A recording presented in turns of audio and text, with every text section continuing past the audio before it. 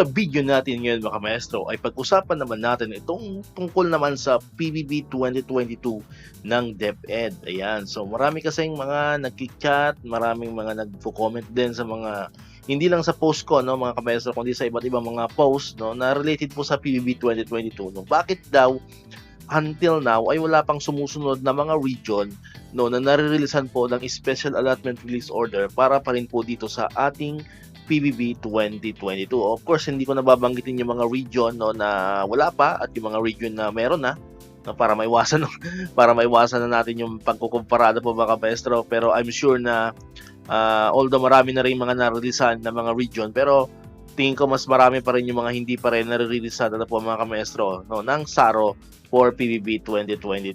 Ayan. Sa tingin ko po no, malaking factor pa rin dito yung 4.1.0 po no na ibinalik po ng Central Office or ng PBB Secretariat no sa Central Office noong I think mga 2 weeks ago na po yun mga kamestro no, nagawa natin ng vlog yon no, nagawa natin ng video. Kung gusto niyo panoorin yung video na yon no tungkol dun sa mga region no, na ibinalik po ang 4.1.0 dahil pa rin sa mga discrepancies no, sa mga errors sa kanilang mga information sa data no. Nandiyan lang po yan sa channel natin, pwede niyo na pong hanapin, pwede niyo pong i-search no para malaman po ninyo kung ano-ano po ulit yung mga region no, na ibinalik po ng PBB Secretariat sa Central Office for revision. Ano po mga kamaestro? Ayan, so kung hindi po tayo nagkakamali, ang huli pong update na ibinigay natin tungkol dito sa PBB SARO no, ng DepEd ay noong nakarang August 20 pa. Ano po mga kamaestro? So August 20 pa yan at yun po ay ang SARO for PBB 2022 ng Region 7 no at saka SARO po ng Region 1. So yun po yung mga huling region no na binanggit natin sa ating update. Ano po?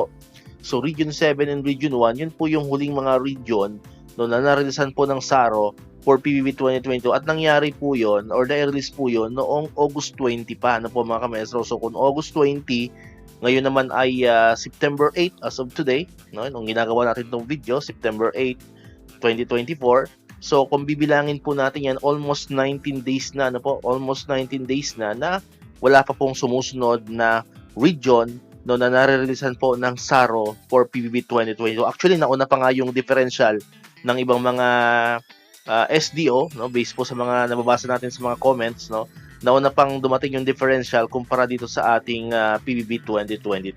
Ayan, so yun. So abang-abang lang po tayo, no, hopefully, no, itong susunod na linggo. So wala naman po tayong magagawa kundi mag-abang, ano po mga maestro. So abang-abang ulit tayo sa mga latest update, no, lalo na sa DBM, no, kasi yun ang pinaka-crucial diyan. Kasi pag nagkaroon na ng SARO yan, eh, sabi nga natin, mabilis na lang yan, no. Siguro mga 3 days, 4 days, 5 days na lang yan. Papasok na yan sa ating mga payroll account, no, sa ating mga ATM. Okay? So yun po. So wala tayong magagawa kundi umabang ulit itong week na to, itong susunod na week no September 9, no, September 9 onward. So try natin, no. Sana hopefully may sumunod na region no na marereleasean po ng SARO, especially dun po sa mga RO na ibinilik po ang kanilang mga Form 1.0. Sana naayos na po yun. Sana okay na po lahat ng information, lahat ng data para naman po pagbalik ng mga forms na yon sa PBB Secretariat ay wala na pong hindi na po ibabalik kasi mahirap pagka sinubmit nila, then babalik ulit. So talagang ang oras yan ang kalaban natin. Ano po mga kamestro, baka abutin na ng December yung ating baka mauna pa yung yung year-end bonus no sa PBB 2022. Well, wag naman sana mangyari yon kasi kung mangyari yon ay talagang nakakalungkot po yon kasi sa ibang mga RO, sa ibang mga SDO ay actually hanggang sa ngayon may mga nababasa tayo ubos na ang kanilang PBB 2022. Ayan. So, yun naman, yun ang positive side na titingnan natin, no, kung sa kanila ubos na, sa atin buong-buo pa. Yun na lang, no, yun na lang ang positive na iisipin natin. Sa mga nauna, ubos na, sa atin ay hindi pa. Okay? So, dito ko na tatapusin ng ating video ngayon mga kamaestro. Kung hindi ka pa nakakapag-subscribe, click mo na ang subscribe button dyan para ikaw yung unang makapanood ng mga videos na ina-upload natin.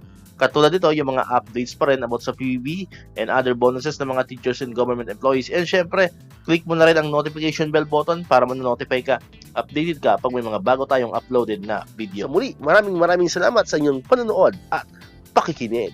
Once again, El Maestro, see you on my next vlog. Bye-bye!